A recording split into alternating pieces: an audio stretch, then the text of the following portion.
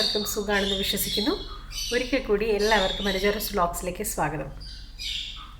ഇന്ന് ഞാൻ നിങ്ങൾക്ക് വേണ്ടി തയ്യാറാക്കാൻ പോകുന്ന സ്പെഷ്യൽ റെസിപ്പി എന്ന് പറയുന്നത് പഴം കൊണ്ടുള്ള ഒരു ചെറിയൊരു സ്മൂതി ബൗളാണ്. വളരെ പെട്ടെന്ന് സെക്കൻഡ്സുകൾക്കുള്ളിൽ ഉണ്ടാക്കിയെടുക്കാൻ പറ്റുന്ന ഒരു ചെറിയൊരു റെസിപ്പിയാണ് ബനാന സ്മൂതി ബൗൾ എന്ന് പറയും. അപ്പോൾ നമ്മുടെ ബനാന സ്മൂതി ബൗൾ ഉണ്ടാക്കുന്നതിന് മുമ്പായിട്ട് നമുക്ക് പഴത്തെക്കുറിച്ച് കുറച്ച് കാര്യങ്ങൾ നമുക്കൊന്ന് മനസ്സിലാക്കാം. വളരെ അത്യാവശ്യമായിട്ട് മനസ്സിലാക്കേണ്ട ചെറിയ കുറച്ച് കാര്യങ്ങൾ. നമുക്കറിയാം വേൾഡ് വൈഡ് പോപ്പുലർ ആയിട്ടുള്ള ഒരു നല്ലൊരു ഫ്രൂട്ടാണ് പഴം എന്ന് പറയുന്നത്. ഞാൻ പറയുന്നത് റോബസ്റ്റ അല്ലെങ്കിൽ ഏത്തപ്പഴത്തെക്കുറിച്ച്. റോബസ്റ്റും പിന്നെ ഏത്തപ്പഴം ആ കാറ്റഗറിയിൽപ്പെടുന്ന പഴങ്ങളെക്കുറിച്ചാണ്, പഴവർഗ്ഗങ്ങളല്ല, പഴം. നമുക്കറിയാം ഈ പഴം എന്ന് പറയുന്നത് പോഷക സമൃദ്ധമായിട്ടുള്ള ഒന്നാണ്. എസെൻഷ്യൽ ന്യൂട്രിയൻസ് അടങ്ങിയിട്ടുള്ള ഒന്നാണ് പഴം. പഴത്തിൽ ഏറ്റവും അധികമായിട്ട് മുന്തി നിൽക്കുന്ന ഘടകം എന്ന് പറയുന്നത് പൊട്ടാസ്യം റിച്ചാണ് പഴം. റിച്ചായിട്ടുള്ള പഴം നമ്മളുടെ ഹൃദയത്തിൻ്റെ ആരോഗ്യം മെയിൻറ്റെയിൻ ചെയ്യാനായിട്ട് ഹെൽപ്പ് ചെയ്യുന്നു, സഹായിക്കുന്ന ഒന്നാണ്. മാത്രമല്ല കുട്ടികൾക്കും മുതിർന്നവർക്കും ഒരുപോലെ ബുദ്ധിശക്തിയും ഓർമ്മശക്തിക്കും സപ്പോർട്ട് ചെയ്യുന്ന ഒരു പോഷകസമൃദ്ധമായിട്ടുള്ളൊരു ആഹാരമാണ്. മാത്രമല്ല നമ്മുടെ മെൻ്റൽ ഹെൽത്തിനെ മെയിൻറ്റെയിൻ ചെയ്യുന്ന, നമ്മുടെ മൂഡ് സ്വിങ്സിനെ കൺട്രോൾ ചെയ്യാനായിട്ടും ഈ പഴം സഹായിക്കും. പഴത്തിനകത്ത് ട്രിപ്റ്റോഫാൻ എന്ന് പറഞ്ഞിട്ടൊരു അമിനോ ആസിഡ് ഉണ്ട്. അത് മൂഡ് സ്വിങ്സിനെ റെഗുലേറ്റ് ചെയ്യുന്ന ഒന്നാണ്. അപ്പം അങ്ങനെ നമ്മുടെ ശരീരത്തിനും മനസ്സിനും ഒരുപോലെ ആരോഗ്യം പകരുന്ന പോഷകസമൃദ്ധമായിട്ടുള്ള ഒരു ഫ്രൂട്ടാണ് പഴം എന്ന് പറയുന്നത്.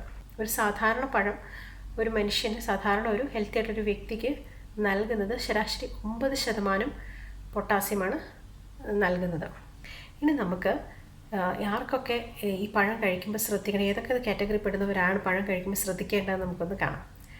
ഒന്നാമതായിട്ട് നമുക്കറിയാം ഏതൊരു ഭക്ഷ്യസാധനവും കഴിക്കുമ്പം അലർജി ഉള്ളവർ ശ്രദ്ധിക്കണം. പലർക്കും പല വിധത്തിലുള്ള അലർജി ഉണ്ട്, പല ഭക്ഷണത്തോട് അലർജി ഉണ്ടാവും. അപ്പോൾ പഴത്തോട് അലർജി ഉള്ളവർ അത് മാറ്റി നിർത്തണം.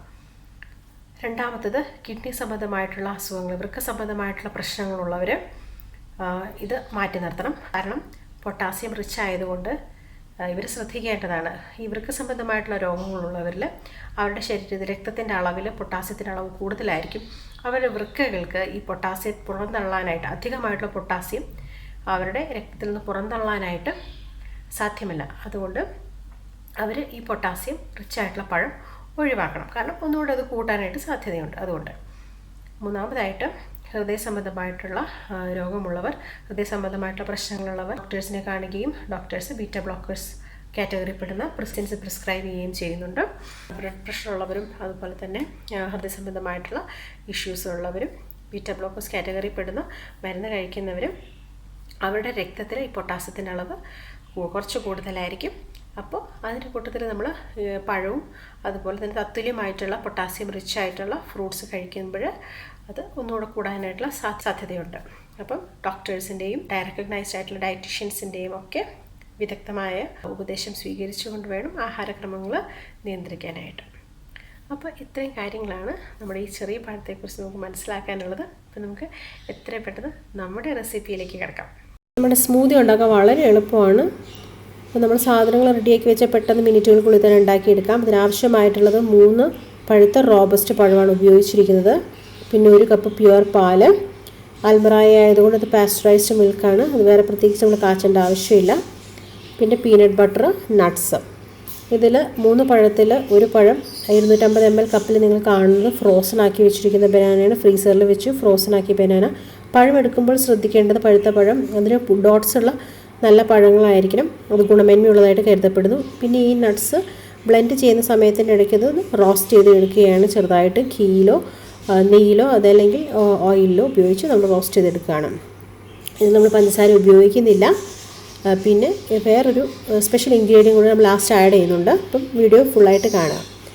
ഇതിനകത്ത് നമ്മൾ ആദ്യമായിട്ട് ചെയ്യുന്നത് ഫ്രോസൺ ബനാനയും മറ്റേ പഴുത്ത ബനാനയും പഴവും പാലും കൂടെ നമ്മൾ മിക്സ് ചെയ്ത് നമ്മളൊന്ന് അടിച്ചെടുക്കുകയാണ്. നന്നായിട്ട് അടിച്ചെടുക്കുകയാണ്.